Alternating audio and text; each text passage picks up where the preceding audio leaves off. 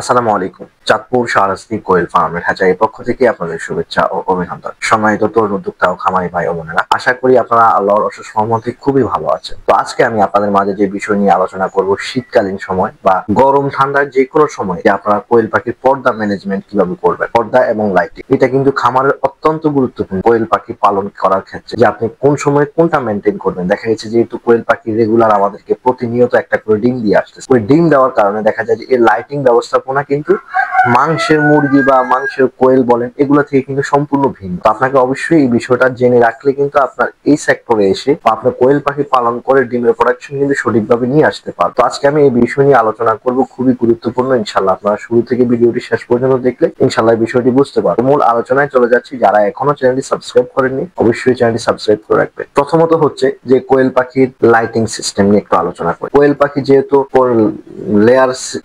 যেহেতু layer system, কোয়েল পাখির দিনের আলোতে কিন্তু ডিম তৈরি হয়। অনেক ক্ষেত্রে আমরা মনে করি যে কোয়েল পাখিটা কিভাবে ডিম দেয়, পুরুষ কোয়েল ছাড়া কিভাবে ডিম দিচ্ছে, এটা কিন্তু দিনের আলোর মাধ্যমে কিন্তু ডিম তৈরি হচ্ছে। ওই ডিম তৈরি হওয়া থেকে কিন্তু আলোর মাধ্যমে ডিম বৃদ্ধি পায় এবং কি ডিমটা কোয়েল পাখি উৎপাদন হয় দেয়, এটা কিন্তু সম্পূর্ণ আলো থেকে হচ্ছে। আপনাকে অবশ্যই আলোটা মেনটেন করতে হবে। দেখা যায় যে বর্তমান সময় শীতকালে আমাদের যে দিনের আলোটা এটা কিন্তু খুবই কম। দেখা যায় যে সূর্য উঠে কিন্তু 8টা বাজে, সূর্য উঠে যে 8টা বাজে, সূর্য অস্ত যায় 4টা বাজে। তো দেখা যায় এখানে অনেক সময় কম। আমরা বলতে পারি এখানে সময় অনেক কম। তো এই কম সময়ে কিন্তু ডিম উৎপাদন আমাদের সঠিকভাবে হয় না। এজন্য আমরা খেয়াল করি যে শীতকালে ডিমটা একটু কম দিচ্ছে। এটা যদি এই সময়টা যদি মেনটেন করা যায় সঠিকভাবে, তাহলে কিন্তু এই ধরনের সমস্যাটা হওয়ার কথা না। যেমন আমরা যখন গরমকালে লাইট অফ করি 8টা বাজে, শীতকাল আমাদের এটা অফ করতে হবে 10টায়, রাত 10টায়। তখন আমরা এই মেনটেনটা করতে পারবো। যখন ওই আলোটা মেনটেন করতে পারলে কিন্তু গরমকালে যেরকম প্রোডাকশন আপনি পাইতেন, শীতকালেও সেম প্রোডাকশন কিন্তু আপনি পাবেন আশা করি। এইভাবে কিন্তু আপনার লাইটিং মেনটেন করতে হবে। আপনাকে যে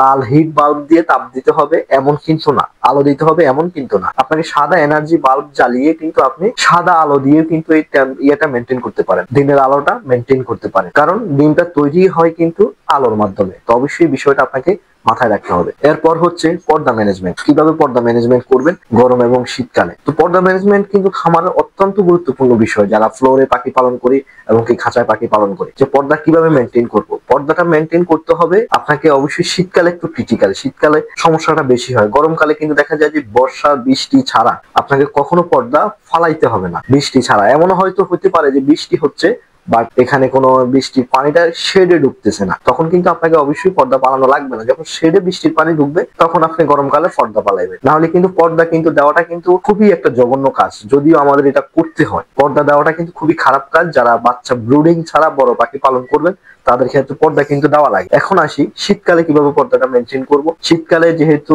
বাইরে প্রচন্ড রাত্রেবেলা শীত পড়ে, কুয়াশা পড়ে, কিভাবে এটা মেনটেন করা, এটা মেনটেন করতে হবে আপনাকে অবশ্যই। অ্যামোনিয়া গ্যাস যাতে ভিতরে না হয়, ওটা যাতে ওই প্রতিরোধ করে এরপরে আপনার পর্দা মেনটেন করতে হবে। এজন্য কি করতে হবে, রাত্রে 10টার পরে আপনি পর্দা ফেলে দিবেন। রাত্রে শীতের পরিমাণের উপর নির্ভর করে, যেমন শীতের চাপ বেশি, আপনি রাতে 10টার পরে পর্দাটা ফালাই দিবেন এবং সকাল ভোর হতে হতে কিন্তু পর্দা উঠাই ফেলবেন। যদি সূর্যের আলো দেখেন, অনেক সময় দেখা যায় যে সূর্যের আলো দেখা যায় না, খুব কম দেখা যাচ্ছে বা সূর্য উঠতেছে না, ওই সময় কিন্তু পর্দাটা একটু দেরিতে উঠাবে, তাহলে ইনশাল্লাহ এই সমস্যা হবে না।